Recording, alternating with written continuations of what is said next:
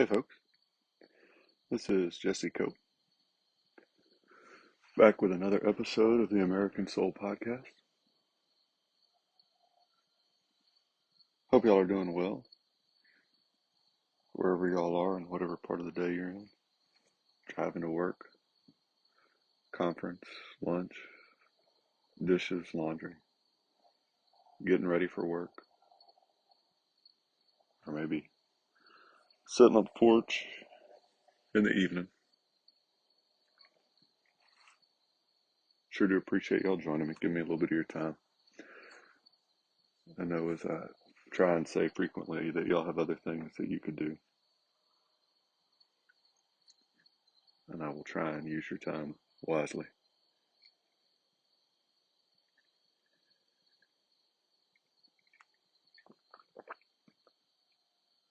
For those of y'all that continue to share the podcast and help it to grow, I'm incredibly grateful and humble for that. Y'all do help it to grow seemingly month after month. So thank you so much.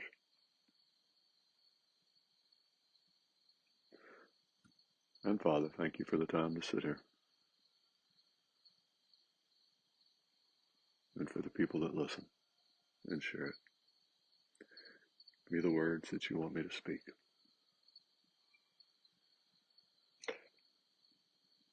Summer is still here, sadly.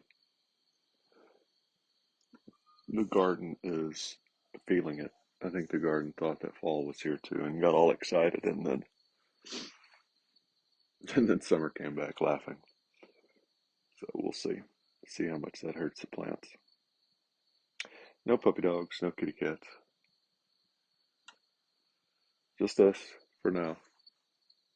Strange bird call off in the distance. I don't know if y'all can hear it or not. I've heard it before off and on my entire life, but I can't place it. All right. We're going to talk about something I'm sure that will get most of you stirred up in one way or the other. Although I guess almost all these topics do. And that is taxes. And I am not an expert by any means on our current tax code, but I think maybe that's a good thing. I think maybe the problem is we've had too many experts for too long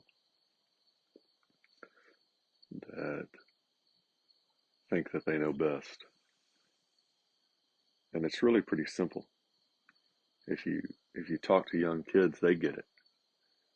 It's us as adults that have problems because of greed or selfishness or misguided thoughts of kindness.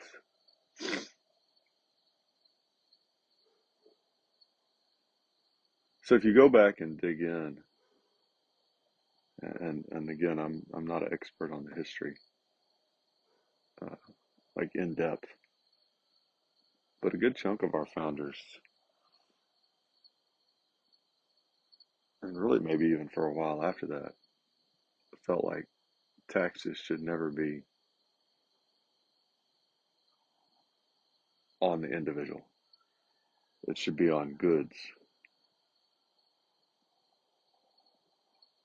But when it was on the individual, it should be absolutely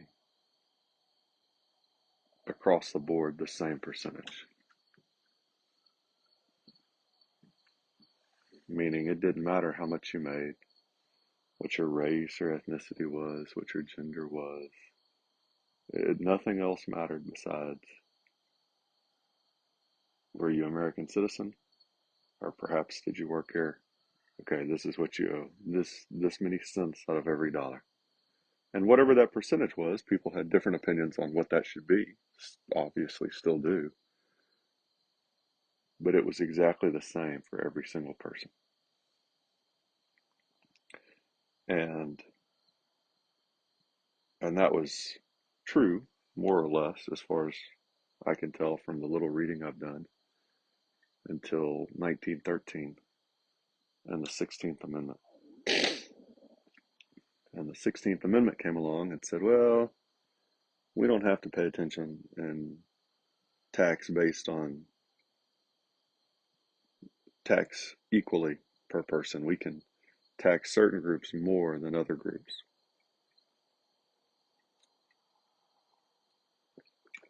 depending on how we feel. And of course, that has led to disasters, the government abusing that ability and pitting one group of citizens against another, buying votes by saying, well, we're going to adjust the tax code to be nicer to you than it is to other people. It's a horrible, horrible system, and it's way too complicated, and it should never have been. It should be extremely simple. If we're going to tax the individual, which I'm not sure that that's the best way. A lot of people uh, make some pretty good arguments for only, and I say only twice, maybe three times only, a federal sales tax and nothing else, meaning that so you go in and buy a gallon of milk or you go in and buy a yacht or a house or whatever it is, it's the exact same percentage on every single item, right? You don't tax one item more than another. Bread's not taxed percentage wise, folks, more than eggs or cheese or corn seed or lumber, steel, right? It's the exact same percentage. And that may be the better system. That's out of the scope of this particular podcast. But if you're going to tax the individual, then it needs to be exactly the same percentage for every single individual. Exactly the same. You want to make it 5%, great. Everybody pays 5 cents out of every dollar there, whatever that is. You want to make it 15%, great. It's 15 cents out of every dollar for every single person. But that's not what happened, and that's not what we have. So we're going to go back and talk about kind of where our founders pulled their ideas about taxation from, because that was obviously a big deal in the revolution, right? Taxation without representation.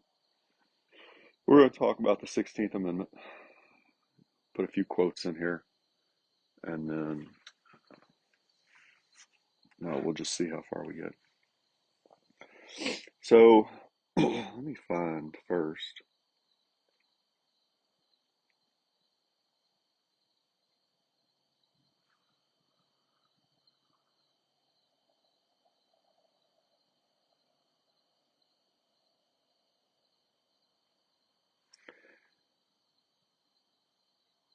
I thought I had it, but maybe I don't.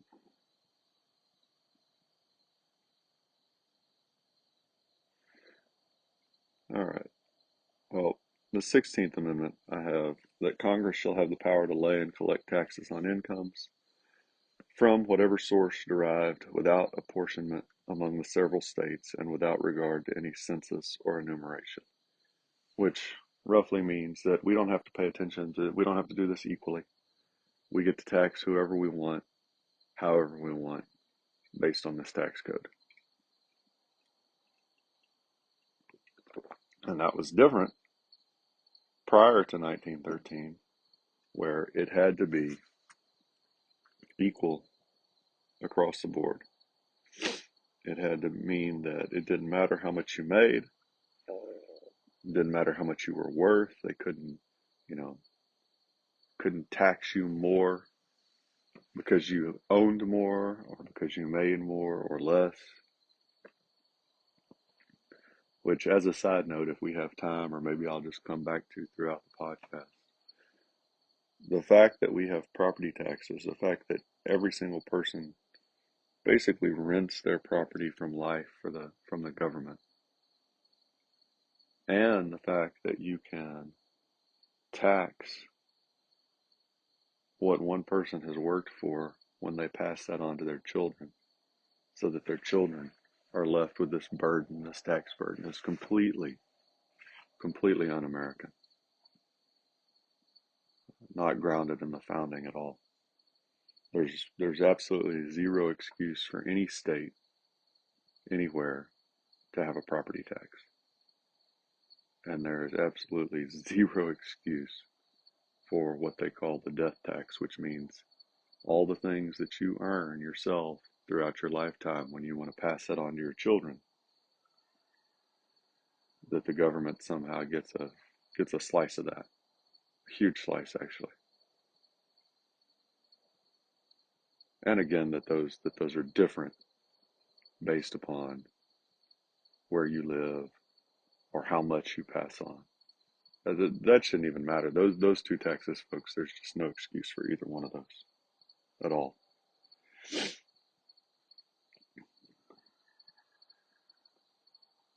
So, from Article 1, Section 8 of the Constitution, I think this is what I was looking for a while ago. The Congress shall have power to lay and collect taxes, duties, imposts, and excises, but all duties, imposts, and excises shall be uniform throughout the United States. Well, that's certainly no longer the case, but that's what our founders wanted. They wanted whatever it was to be uniform. You know, they had just come away from a monarchy where certain people were respected simply because of who they were at birth. That certain people had special advantages simply because of that. And they didn't want that. Abigail Adams talked about that, a meritocracy. The fact that we valued people based on their abilities, their merits, not based upon who they were born as. And so this taxation system that the founders created followed that line. The tax has to be uniform.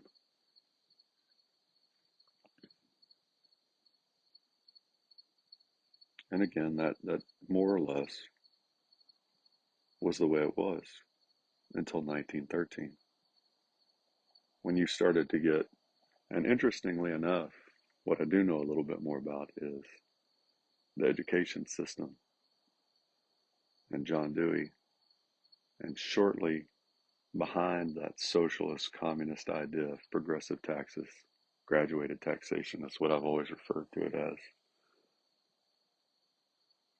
You get socialism in education starting to push in, and all the things that come with it.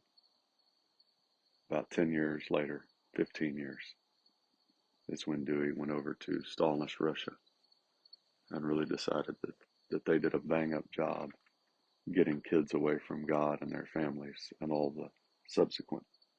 All this stuff goes together, folks. Socialism, communism, and education, progressive taxation, feminism. It's all wrapped up in one. We treat it like different separate things, but they're really all tied together. So we talk often on this podcast about how the founders' worldview was biblical. And so here's just a few verses.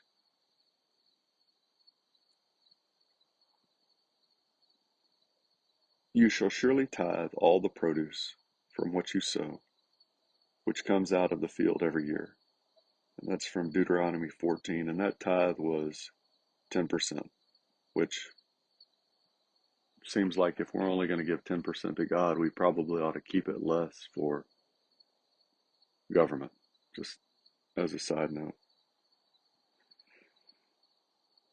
Matthew 5:45, he causes his sun to rise on the evil and the good, and sends rain on the righteous and the unrighteous.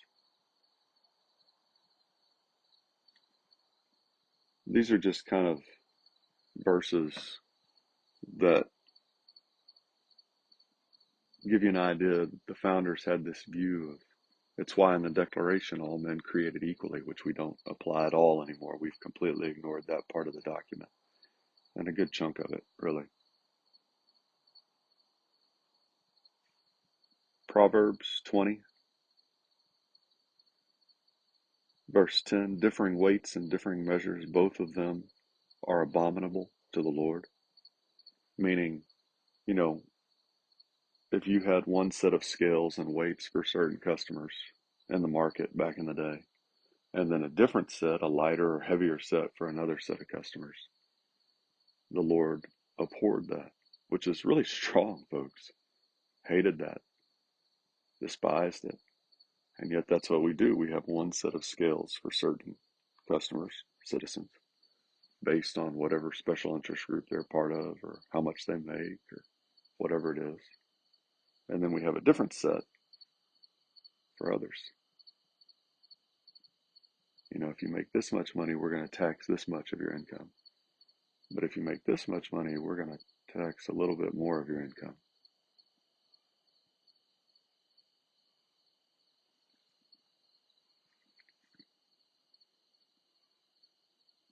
Again, in Proverbs 20, verse 23, differing weights are an abomination to the Lord, and a false scale is not good.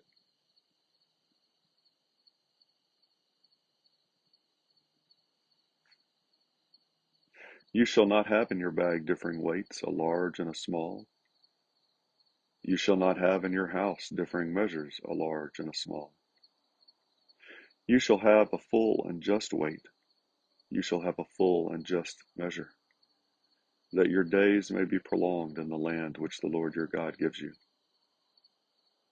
For everyone who does these things, everyone who acts unjustly, is an abomination to the Lord your God.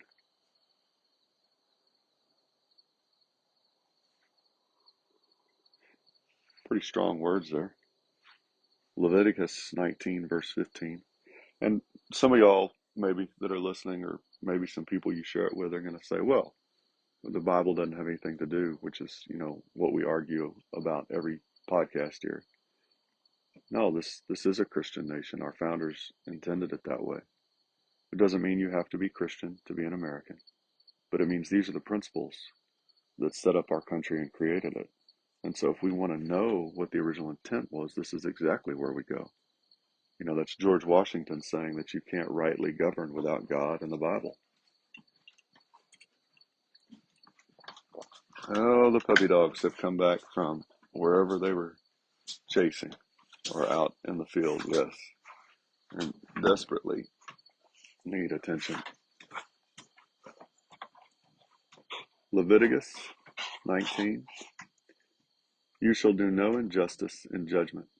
You shall not be partial to the poor, nor defer to the great, but you are to judge your neighbor fairly. So, often today the argument is about we need to make sure the rich are paying their fair share, which, whatever that means. But it really means it's an excuse to tax them more than we tax the poor. And so the Bible here is talking specifically about you can't show preference to either one. You can't defer to the rich, and you can't give this false, be partial to the poor. You treat everybody exactly the same, folks. You see that the need for it, and we're talking taxation today. You can see it in the need for it in education. We absolutely in education today have different standards for different groups of kids. Some get help, some don't. Some get more time, some don't. Some get tests and exams read to them, some don't. Some get, the list is just so long. Some kids can throw a fit in the classroom and some can't. Some kids can have this punishment meted out to them and some can't. If you don't really trust me on that aspect, go find some teacher or some counselor that you trust or some administrator that you really trust that's working at public school today across the country, and ask them. Ask them, hey, do we treat different kids differently?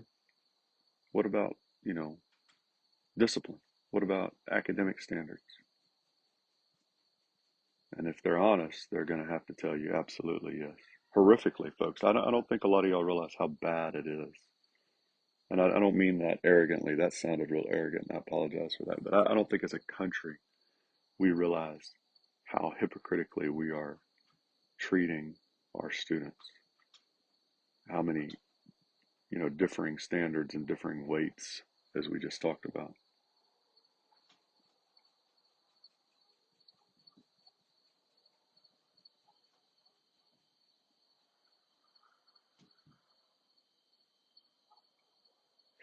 Stephen Field was a Supreme Court justice, and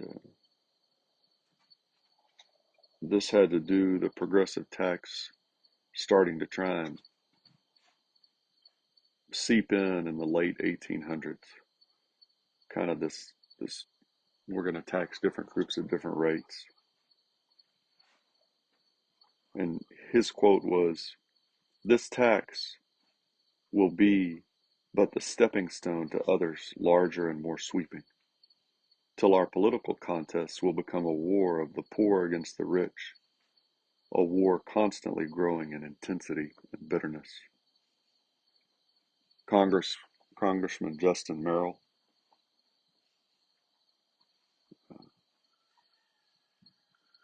"In this country we neither create nor tolerate any distinction of rank, race, or color, and should not tolerate anything else than entire equality in our taxation."